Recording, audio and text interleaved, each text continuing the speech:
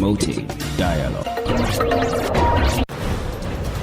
It's May Day in Dakar, 1 o'clock in Cotonou. Good afternoon and many thanks for staying tuned to West Africa Democracy Radio, broadcasting on 94.9 FM and around the world on wadr.org. Welcome to Newslink. Here are the top stories. Senegal's electoral campaign marked by political violence ahead of November 17 parliamentary election. We have had a candidate making threats against our coalition, against our leader ahead of the list, who is battling in the mayor of Dakar. So we know where it comes from. Prison staff in Mali begin an indefinite strike to demand the release of 2 union members who are reported missing. Ghanaian government declares a down-to-dark curfew in the northern town of Boku over renewed violence. And academic activities in Nigeria at a standstill as non-teaching staff unions declare indefinite strike. Recall that during the last protest that was held in Abuja, President Bola Ahmed Tinubu actually approved the repayment of those 4 months with their salaries. That was in July. Now, since July, nothing has been done. Please stay tuned for details of these stories and more. Here is Augustine Coley with Newslink. Many thanks for joining our broadcast and welcome to our listeners in the Gambia, Ghana, Liberia and Sierra Leone. Let's begin this edition in Senegal as the electoral campaign for the November 17 legislative election gets into full swing. On this third day, the different parties and political coalitions are gradually mobilizing in the various communes.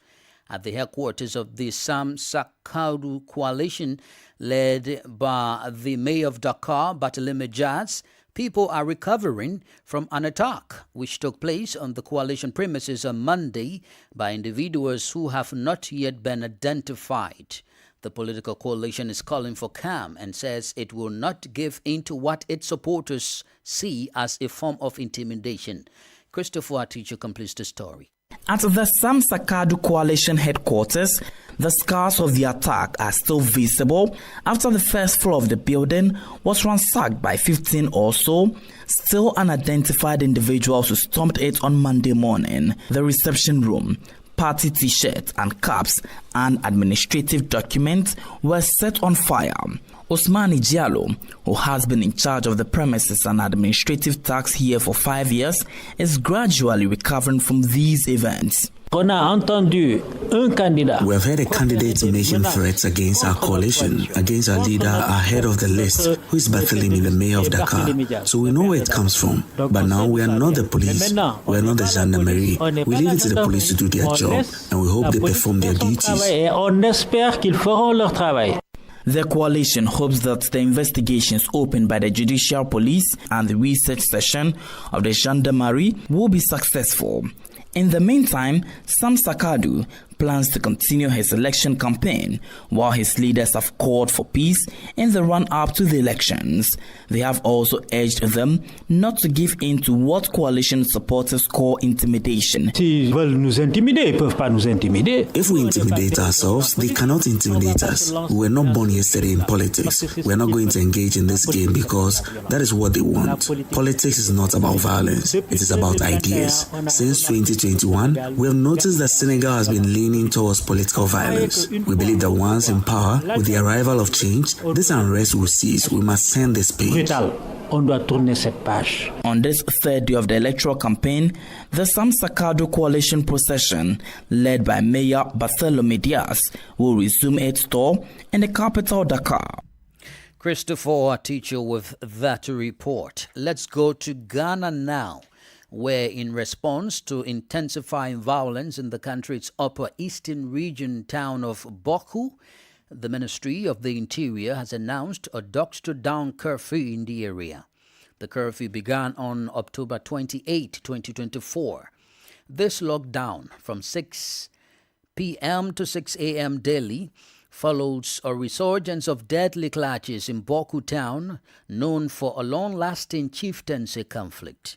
WADR's Nadide Tete reports. The Ministry of Interior has declared a nightly curfew in Boku in the Upper East region effective Monday, October 28, 2024, running from 6 p.m. to 6 a.m. each day. This measure taken by the National Security Council under President Akufo-Addo aims to quell escalating violence linked to a protracted chieftaincy dispute in the area. Tensions have spiked following the return of Alhaji Saidu Abagri, a rival chief who recently came back from exile, fueling unrest in the region. So far, these renewed hostilities have claimed at least 8 lives and several others injured, including victims of an ambush on travelers. The executive director of the EPA and the NPP parliamentary candidate for Zebila, Dr. Kingsley Krugu, who has suspended his campaign in the area due to the violence, asserts that the number of casualties is even more.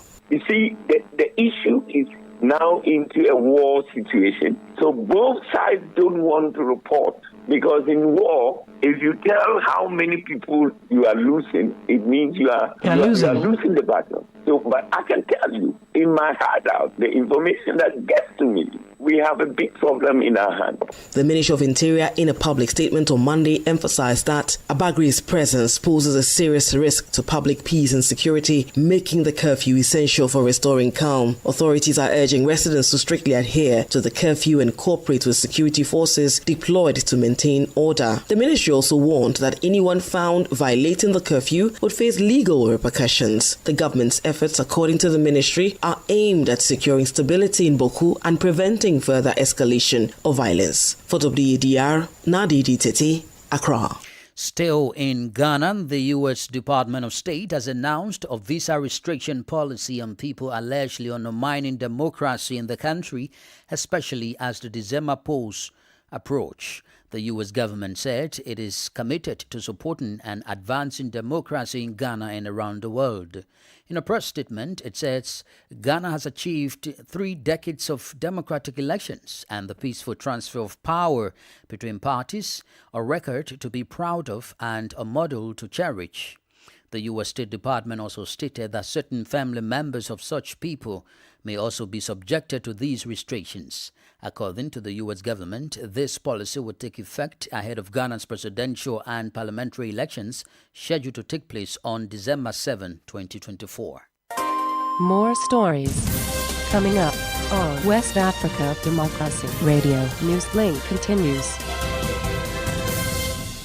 Crossing over to Nigeria, where academic activities across the country's universities have come to a standstill following an indefinite strike by the Non-Academic Staff Union of Universities, NASU, and the Senior Staff Association of Nigerian Universities. The unions, representing thousands of non-academic staff in public universities, initiated the strike over unpaid salaries that were approved by President Bola Tinubu in June but are yet to be disbursed. Usma Umara reports. The staff members are demanding immediate payment, citing growing hardship caused by the delay in their payments. The strike action has impacted key sectors such as administrative support, security and laboratory assistance, halting university operations. Speaking on the matter, the president of NASU at the University of Lagos, Mr. Ibrahim Olawole, expressed deep frustration. Recall that during the last protest that was held in Abuja, President Bola Tinubu actually approved the repayment of those 4 months with salaries. That was in July. Now, since July, nothing has been done. Our leaders at the national level pursued the payment and release of this money. Till date, nothing has been done. Similarly, Mr. Abubakar Musa, president of SANU at the same institution, stated that the union had exhausted all efforts to resolve the issue before resorting to the strike. As it is, the Senate building has closed down now. Definitely it's going to affect every news and count of the university. The students are not going to allow to enter into the lecture hall because all our members have given us their mandate to go ahead because it's a struggle that we need to continue until we get our demand from the government. Students across the country have voiced concerns over the strike's effect on their academic progress. Personally, I don't want to be greedy and say everything because I really understand the perspective of the non-working staff. They complain that the federal government government hasn't paid them for 4 months now, which is really, really sad, judging the financial situation going right now in Nigeria. But personally, I want them to not look at the financial side, but look at the emotional sides of these students like myself. We've literally gone through a lot to be here right now in this process, and they should please help us. The unions have vowed to keep universities closed until their demands are met, setting the stage for a prolonged disruption if a resolution is not reached. Both staff and students are calling on the government to address the issue promptly to restore stability in the nation's higher education system. For Newslink on West Africa Democracy Radio, Usman Umar reporting from Abuja. Meanwhile, prison staff in Mali have begun an indefinite strike to demand the release of 2 union members who have been reported missing. They are Commander Dauda Konante and Nurse Famusa Fomba. The Synergy of Prison Public Service Unions announced a work stoppage beginning today, Tuesday, October 29, in a show of solidarity and to call for their immediate release. It is important to note that Commander Dauda Konante had recently highlighted numerous issues within the national prison system, including overcrowding, inadequate working conditions, insecurity, and insufficient resources allotted to penitentiary establishment. Therefore, the union's discontent extends beyond just a demand for the release of the missing members. It also calls for better protection of the rights of prison workers. As the indefinite strike takes shape, some unions are also considering joining the cause. Now, in Côte d'Ivoire, the Brigade of Research and Intervention has dealt a blow to a criminal network that showed terror in Abidjan. From the operation of the intervention, several individuals were arrested after a large-scale operation. Echi Atisu has more in the following report. To this end, the investigation revealed that the population's ordeal had begun on August 5, 2023, with the murder of a teacher-researcher during a robbery. The attacks then multiplied, culminating in a robbery of a European couple on October 14, 2024, during which the wife miraculously survived a gunshot. These acts of violence have aroused great emotion and increased pressure on the police. Faced with this resurgence of miscellaneous events, the North Research and Intervention Brigade has intensified its research. Thanks to meticulous investigative work and increased surveillance, 3 gang members were arrested on October 26, 2024. Among them, OT is a Nigerian who was the brain of the operation. He confessed to having monitored the banks on behalf of Pipiro, the alleged leader of the gang. Then the 2 other suspects, MAM and DO, corroborated OT's statements. They also revealed that Pipiro and another individual nicknamed The Fat were still on the run and held the weapons used during the robberies. Moreover, although 3 individuals have been arrested, the BIS Nord continues its investigations to disable the last members of this gang and thus restore security in Abidjan. He's Echi Atisu reporting there. You are listening to Newslink on West Africa Democracy Radio, broadcasting from Dakar, Senegal. Here's a reminder of the top stories. Senegal's electoral campaign marked by political violence ahead of November 17 parliamentary election. Prison staff in Mali began an indefinite strike to demand the release of 2 union members who are reported missing. Ghanaian government declares a down-to-door curfew in the northern town of Boku over renewed violence. And academic activities in Nigeria are at a standstill as non-teaching staff unions declared indefinite strike. We also have the press review, guest interview, and sports news. Please stay with us. Fresh and breaking news all the time. Hear it first as the news breaks, only on West Africa Democracy Radio. Newslink continues. Thanks for being there with us. As a reminder, we're streaming live on YouTube at wadr.org and as well as on Facebook, WADR English Service. Let's now move to the Gambia, where the National Youth Parliament on Monday convened its first ordinary session for the 29th Youth Assembly in the 2024 legislative year. The primary focus of this session was the Draft Constitution 2024, a pivotal document aimed at shaping the future governance and legal framework of the country. Sankule Jankod in Banjul tells us more in this report. During the session, members engaged in vibrant discussions on various provisions of the draft, emphasizing the importance of inclusivity and representation. Key topics include human rights protections, the role of youth in governance, and mechanisms for accountability and transparency in public office. Degan Job is the Deputy Speaker of the National Youth Parliament. In this critical period, constitutional reform also plays a central role. As youth and representatives, we have engaged extensively with our constituencies, gathering perspectives that reflect the aspiration of young Gambians for the 2024 draft constitution. Youth parliamentarians from across the country took to the floor to express a strong commitment to ensuring that the draft constitution reflects the aspirations of Gambians as a whole and the youth in particular. If you look at the 2020 draft constitution, there was the Teacher Service Commission, but you look at the 2024 draft constitution, it is removed. And this is telling you that as a country, we are not serious for development because there is no country that can develop without proper education. So it is important that we have women representation in parliament, not just in parliament, but in government institutions to ensure that the idea of the quota system is being inculcated in whatsoever we are doing to ensure that women are able to take part in decision-making processes that concerns them. We need to clap for the draft constitution because it is pushing forward our agenda of quota system. The National Youth Parliament is a platform that brings together youth representatives from across the country to discuss issues affecting them. The session concluded with a call for ongoing dialogue among youth and stakeholders to refine the draft and advocate for a constitution that reflects the wishes and aspirations of all Gambians. For Newslink and West African Democracy Radio, I'm Sankita Jenkin reporting from Banjul.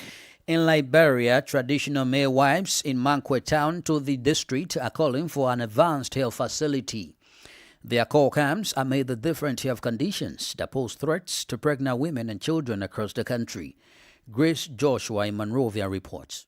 Midwife Jack Tuwanto of the Makwa client told the statutory district in Ramos-Orado County with over 30 years of experience expressed deep concern about the lack of proper healthcare services, a situation that forces many women to give birth in a dangerous condition, which sometimes leads to death while en route to the nearest clinic that is located in the next town. She is appealing to the Ministry of Health and the Liberian government for a healthcare center to serve citizens in the community.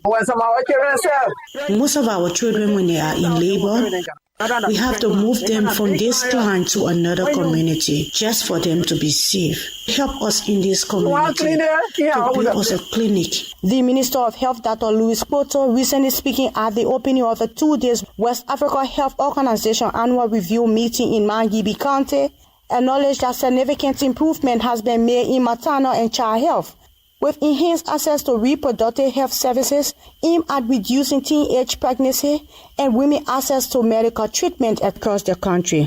And that is not the case in Toli district currently. According to a resident of the district, though the Ministry of Health has issued strict warning prohibiting at-home delivery, stating that violators could face serious penalties, since the establishment of Makwa client, residents has not had access to a local health facility, forcing them to endure long journeys over poor road to receive medical treatment. Mostly the nearest option is home delivery, highlighting financial hardship faced by midwives in the area. Because of the distance, they are forced to have traditional midwives who are not really trained. The midwife urges the Ministry of Health to recognize the urgencies of that situation by establishing a health facility and providing proper support to improve the well-being of Makwa client residents. For West Africa Democracy Radio, I'm Grace Joshua in Monrovia. This is the newspaper review. Stay abreast and find out what the top stories are in your country. This is the newspaper review. The newspaper review. Well, we remain in Monrovia, Liberia's capital, with Grace Joshua for the press review. For today's edition of the press review, we move to the Daily Observer newspaper. On the front page of the Daily Observer newspaper, government launches EU 24 million project to boost agriculture productivities. This one says, staying focuses on advocacy and not politics. Solidarity and Trust for a New Day stands remain committed to its role as a civil society organization advocating for the right of the ordinary. Post-election dialogue panelists want discrepancy addressed. We now move to the analyst newspaper. Gonglo Trumpet call for graduation fees cancellation, send out emergency call to the rescue team. Government rates facing paralysis if COFA removed. Representative Bedete put Bouaka and others on notice. The photo of the representative of District Number 7, Nima Kante, Musa Assam Bedete, is here on the front page of the analyst newspaper. We now move to the New Dawn newspaper. Their conditions are deplorable and unfortunate. Bomi County Senator Edwin Mervyn Snow frowned at the high rates of Africans migrating to Europe. The ECOWAS Chair on Peace, Security and Africans peer review mechanism is pinned by the illegal migration of Africans to Europe. Protests erupt at the LRRC compound. The Liberia Refugee Resettlement and Repatriation Commission premises has become a protest ground as aggrieved contractors call for Director General Patrick Wozi dismissal. African Women Developmental Network hosts 6th Intergenerational Leadership Summit. We now move to the front page Africa newspaper. Supreme Court is not interfering. Respect for power of the Supreme Court and the Constitution of Liberia. And this one says, constituents of the majority bloc condemn lawmakers over alleged bribery to oust Speaker Kofa. That is how we conclude today's edition of the Press Review. I'm Grace Joshua from... Grace Joshua there with the Press Review from... Politics, analysis on major news, social matters and all. This is a guest. Our guest this afternoon is Amadou Kamara, a geopolitical analyst. He speaks about the early acts of violence heading to the November 17 parliamentary election in Senegal. I think both voters and politicians have acquired a certain electoral maturity, and what should set candidates apart is the depth of ideas and the strength of their proposal. However, what I regret is the lack of genuine debate on project and program. Too often, campaigns rely on personal attacks and one-man show rather than constructive discussions. How do you describe the reports of violence since the start of the political campaign? And I think President Bassirou Diomaye Faye delivered a responsible message on the eve of the campaign, calling all stakeholders, to exercise maturity and avoid language or action that could incite violence. And I think it is essential for leaders and activists to uphold this principle, particularly given the heightened tension that we saw in last election, because we not only escaped the worst, dozens of people were killed, hundreds injured and imprisoned. Let me remind you that I think everyone that an electoral campaign is a contest of ideas and proposals, not a clash of weapons.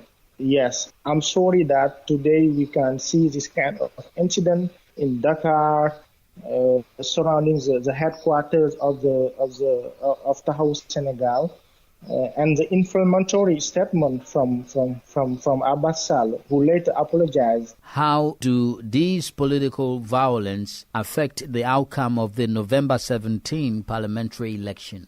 Yes, so it can affect them in many ways. The fact that if the situation is not at ease, violence can escalate, and it's not something very good. Because in the past, we have realized that some electoral campaign or some pre-electoral context could be very violent in Senegal. We wish that we will not, reach that point in this current election. But if things, go further, some people can be killed, others can be injured, and it's not very good for the reputation of Senegal, seen as a very democratic and peaceful country. So I think leaders, voters, all the stakeholders should be very conscious, should be very aware of that, and call people to ease the situation rather than, reaching a very violent point that we could regret in the future. What needs to be done, and who needs to ensure a peaceful and transparent parliamentary election in Senegal amidst these early signs of political violence in the country? So I think there are several key players who must take action. First and foremost, political parties and their leaders. They need to prioritize responsible campaign, focusing on ideas and respectful speech rather than incitement or hostilities. I think there is also the Electoral Commission here in Senegal, we call it SENA. They must also guarantee a strict adherence to electoral laws, ensuring transparency and fairness throughout the process. And also the security forces also are essential in maintaining order, and they must also act neutrality and professionalism. Amadou Kamara is a geopolitical analyst. Here is Sankule Janko with sports.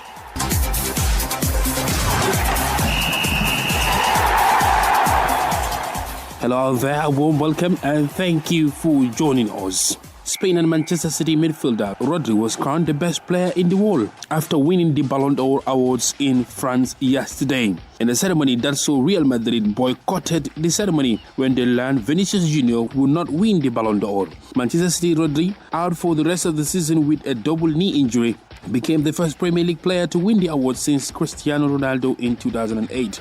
The Spain midfielder received the honor on crutches at the Theatre du Chalet.